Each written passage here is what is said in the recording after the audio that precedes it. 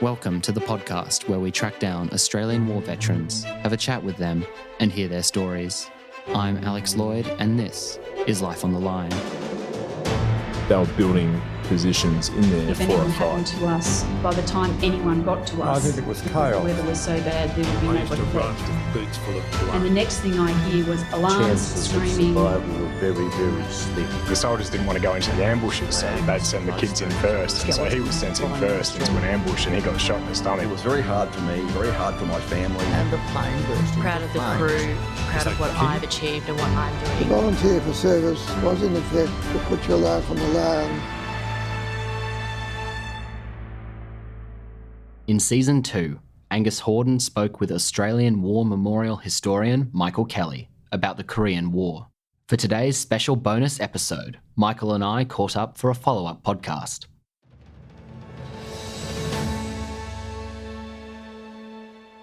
I'm Alex Lloyd, speaking today with Michael Kelly.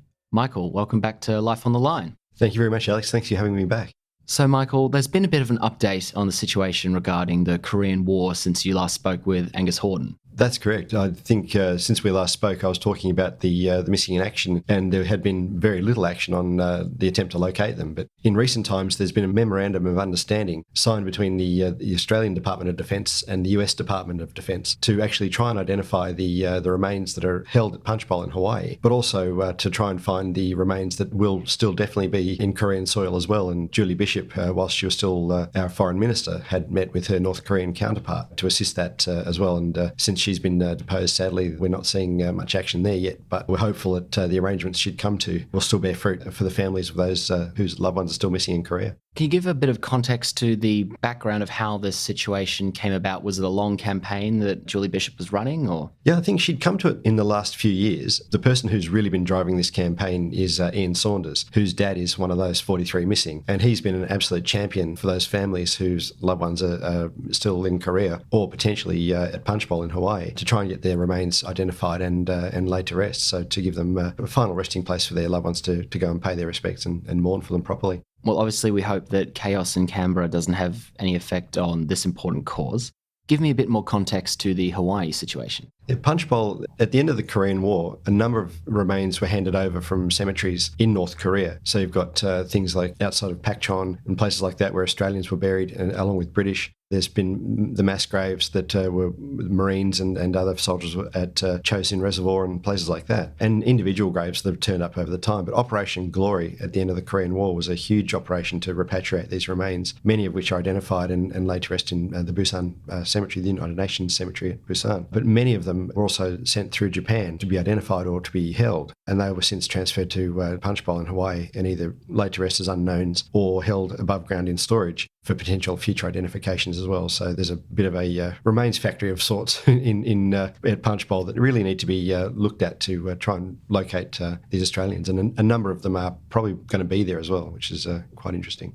Assuming things do go ahead, what are next steps? Good question. It's one of the things that they're going to have to do is get, because the missing are Army and Air Force, to get the Army and Air Force history teams or recovery teams over there to Korea or to Punchbowl. Search the area for, especially in the demilitarised zone and some areas of North Korea, for the locations of the last known actions where these people were gone or captured or killed. We just don't know their fates, but just to know that searching those grid references where they are or where they're believed to be would be the first step. But also there are believed to be, or there are known to be, about 400 plus remains above and below ground in Hawaii that have not been DNA tested, as far as we know, to actually look for the Australians, even though DNA samples have been provided to actually identify these remains or attempt to identify these remains as well. So there's a couple of fronts this needs to be fought on in a way. What sort of realistic target or goals can we hope to achieve in terms of finding and identification? Good question. I think with North Korea softening their stance on foreign militaries or foreign bodies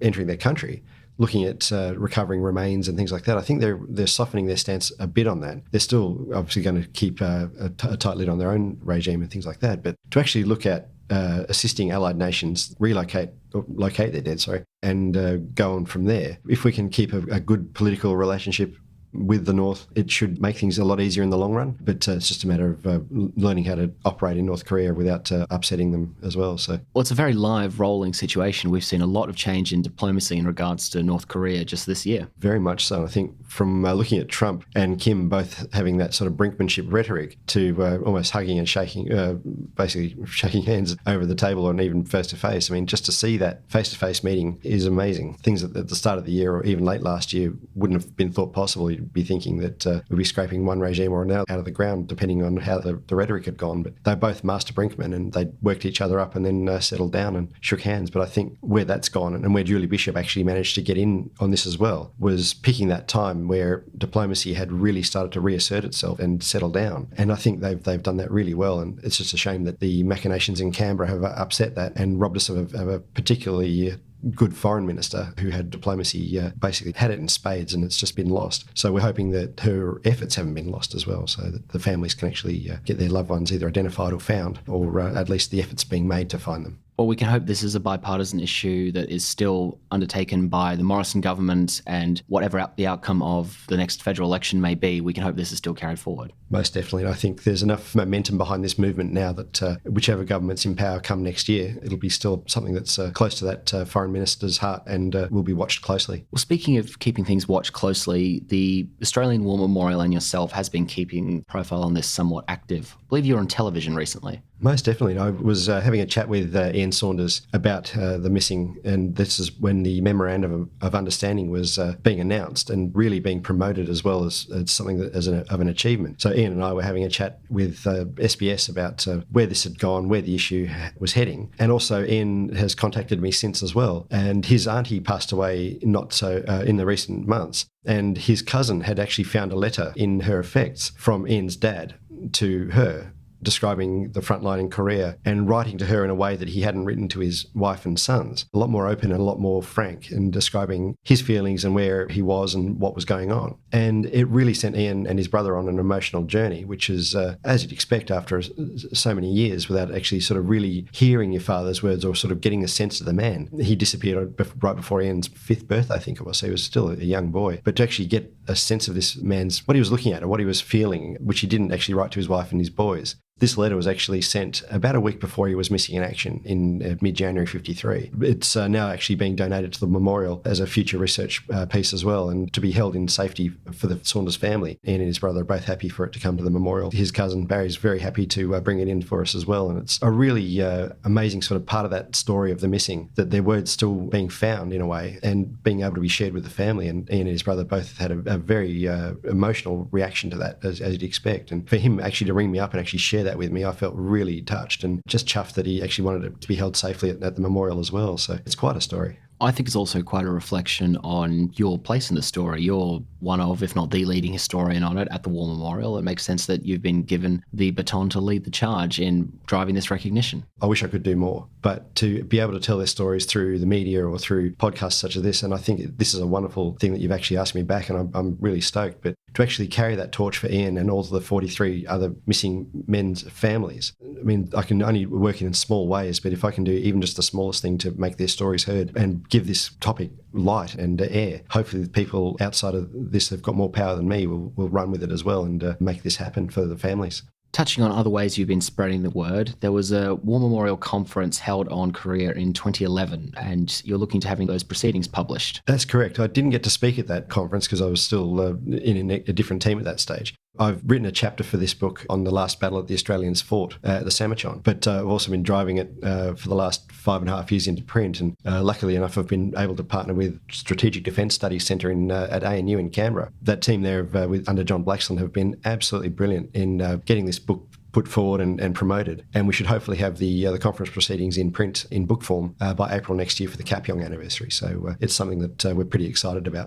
And Dayton McCarthy has a new book out too. Absolutely. He's been working hard on the Korean War as well and has just published a book on Mariang San, which I haven't had a chance to read yet. But by all accounts, it's an absolute ripper because he's an ex-soldier himself and he knows how the battles unfold and things like that. So he brings a real soldier's strategic mind to this history. He's a really good writer as well. So I think as far as this publication goes, it'll be highly regarded, along with the likes of Bob Breen's monograph on Mariang San and everything else that's been written on the battle as well. So timely as well because the veterans are getting older. Bushy Pembroke, who was one of the platoon commanders in C Company, is ageing and is, I believe, in a home. Maury Piers, who was a Military Cross recipient during the battle, I caught up with him back in May up in Queensland. He's been fantastic for me personally as a friend and a mentor and guide. I mean, he doesn't travel anymore either, but to be able to have the opportunity to go up there and spend even an hour in his company was absolutely a real honour. But to tell these men's stories, again, Dayton's done a fantastic job to get this book out.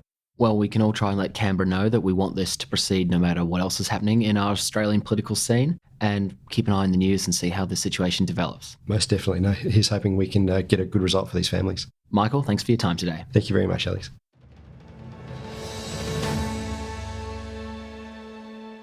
Find this podcast on Instagram at Life on the Line Podcast, on Twitter at LOTL Pod, and on Facebook at Life on the Line Podcast.